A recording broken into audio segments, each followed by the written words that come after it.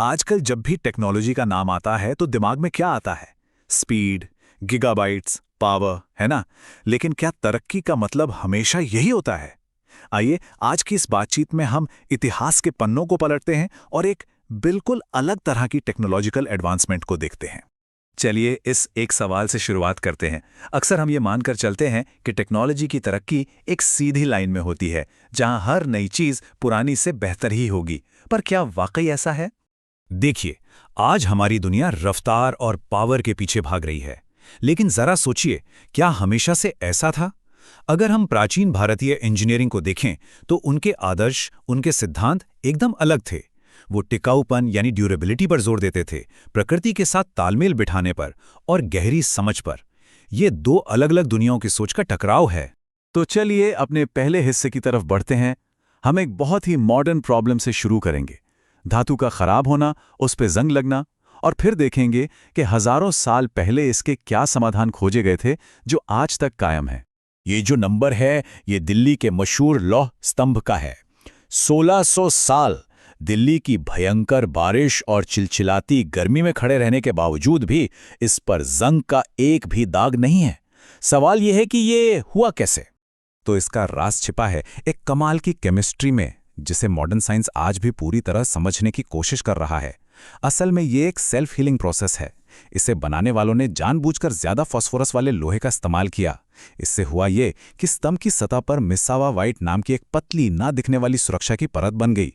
और सबसे हैरान करने वाली बात, अगर इस पर कोई खरोच भी लग जाए तो ये परत हवा से मिलकर खुद ब खुद अपनी मरम्मत कर लेती है। सोचिए, एक ऐसी टेक्नोलॉजी जिसे आज के वैज्ञानिक बनाने में जुटे हैं। चलिए अब धातु विज्ञान के एक और चमत्कार की ओर चलते हैं, वुड स्टील। ये वही मशहूर धातु है जिससे दमिश्क की वो तलवारें बनती थी जो अपनी बेमिसाल मजबूती और धार के लिए दुनिया भर में जानी जाती थीं। अब देखिए, कार्बन नैनोट्यूब्स, ये तो आज के मटेरियल साइंस की एक बहुत बड़ी पहचान है। लेकिन कमाल की बात यह है कि यही नैनो संरचनाएं प्राचीन वुड स्टील की तलवारों में मिली है। मतलब ये हजारों साल पहले नैनो टेक्नोलॉजी पर महारत हासिल करने जैसा था।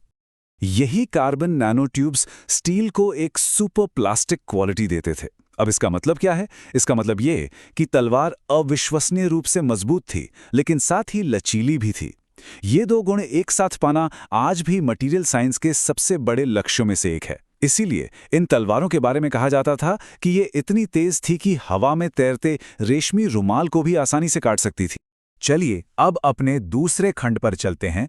यहां हम देखेंगे कि कैसे आज की ब्रूट फोर्स इंजीनियरिंग, जो हर चीज का सामना करती है, उसके बजाय प्राचीन तकनीकें लचीलेपन और थर्मोडायनामिक्स का इस्तेमाल करके प्रकृति के साथ मिलकर काम करती थीं। देखिए, मॉडर्न बिल्डिंग्स क्या करती हैं? वो भूकंप के जोर का सामना करने की, उसे रेजिस्ट करने की कोशिश करती हैं और अक्सर टूट जाती हैं। लेकिन काटकुनी जैसी प्राचीन शैली ये भूकंप की एनर्जी के साथ एक तरह से कहें तो डांस करती है। सोचिए, हिमालय में जब बड़े बड़े भूकंप आए तो कंक्रीट की बड़ी बड़ी इमारतें ताश के पत्तों की तरह ढह गईं, लेकिन काटकुनी स्टाइल से बने घर वैसे के वैसे खड़े रहे। ऐसा क्यों? क्योंकि इनकी डिजाइन ही अनोखी है। लकड़ी और सूखे पत्थरों की परतें बिना किसी सीमेंट या कील के एक दूसरे पर रखी होती हैं। जब भूकंप आता है तो ये इमारतें सख्त होकर लड़ने के बजाय उस ऊर्जा के साथ हिलती डुलती हैं। लकड़ी के बीम झुकते हैं, पत्थर अपनी जगह बदलते हैं और पूरी इमारत हिलती है, लेकिन गिरती नहीं। आज के आर्किटेक्ट्स इसी सिद्धांत से प्रेरणा ले रहे हैं। अब बात करते हैं प्राकृतिक एयर कंडीशनिंग की। भारत की जो प्राचीन कूलिंग सिस्टम्स थे, उनके पीछे यही वैज्ञानिक सिद्धांत काम करता था। सीधे सीधे कहें तो जब हवा एक पतली सी जगह से तेजी से निकलती है तो उसका प्रेशर कम हो जाता है और वो ठंडी हो जाती है। तो ये जो वेंटुरी इफेक्ट है, इसका इस्तेमाल कैसे होता था? महलों में जो पत्थर की खूबसूरत जालियां लगी होती थीं, वो सिर्फ सजावट के लिए नहीं थी, वो एक जीरो एनर्जी एयर कंडीशनर थीं। जब गर्म हवा उन छोटे छोटे छेदों से गुजरती तो वो ठंडी हो जाती थी। इसी तरह गहरी बावड़ियां एक तरह से जमीन के नीचे बने एसी की तरह काम करती थीं, जो सतह के तापमान को 10 डिग्री सेल्सियस तक कम कर सकती थीं, और वो भी बिना बिजली का 1 यूनिट खर्च किए। आज की सस्टेनेबल बिल्डिंग डिजाइन के लिए ये एक बहुत बड़ा सबक है। अब हम आते हैं अपने तीसरे हिस्से पर, और यहाँ बात होगी कि प्राचीन भारत में पानी और दवा जैसे जरूरी संसाधनों का कितना बेहतरीन और टिकाऊ मैनेजमेंट होता था। पानी के मैनेजमेंट में तो ये फर्क और भी ज्यादा साफ नजर आता है।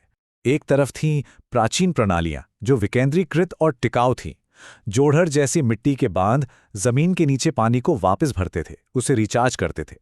दूसरी तरफ हैं हम, जो आज गहरे बोरवेल खोदकर जमीन के पानी को खत्म करते जा रहे हैं। एक सिस्टम प्रकृति के साथ मिलकर काम करता था, दूसरा उसके खिलाफ जा रहा है। और अगर टिकाऊपन की बात करें तो ग्रैंड एनिकेट या कल्लनई बांध को देखिए। ये 2000 साल पुराना है और आज भी पूरी तरह काम कर रहा है। सोचिए, 2000 साल। चलिए अब मेडिसिन की दुनिया में चलते हैं। सुश्रुत संहिता में ऐसी सर्जिकल तकनीकों के बारे में बताया गया है जो आज भी मॉडर्न प्रोसीजर्स को सीधे सीधे प्रभावित करती हैं। जैसे नाक के पुनर्निर्माण की जो तकनीक सुश्रुत ने बताई थी, वो आज भी आधुनिक प्लास्टिक सर्जरी का आधार मानी जाती है। और अब बात करते हैं भस्म की, जिसे हम एक तरह की प्राचीन नैनो मेडिसिन भी कह सकते हैं। इसमें धातुओं और खनिजों को जड़ी बूटियों के रस के साथ एक खास प्रक्रिया से जलाकर नैनो कणों में बदल दिया जाता था। ये कण इतने छोटे होते थे कि शरीर में दवा को ठीक उसी जगह पर पहुंचा सकें जहां उसकी जरूरत है, वो भी बिना किसी साइड इफेक्ट के। तो इन सारे उदाहरणों को देखकर सवाल उठता है कि हम इनसे क्या सीख सकते हैं। इन सभी प्राचीन तकनीकों के पीछे की सोच, इनकी फिलॉसफी आखिर थी क्या? देखिए, ये सिर्फ पुरानी टेक्निक्स नहीं है, ये असल में सस्टेनेबिलिटी के 3 बड़े सिद्धांत हैं।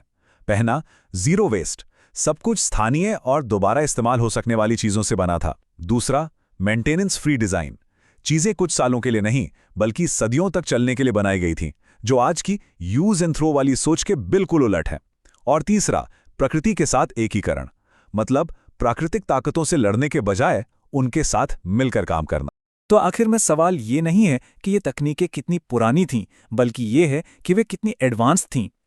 आज जब हम एक टिकाऊ भविष्य बनाने की कोशिश कर रहे हैं, तो क्या हमारे लिए सबसे अच्छा ब्लूप्रिंट हमारे अपने अतीत में ही छिपा है?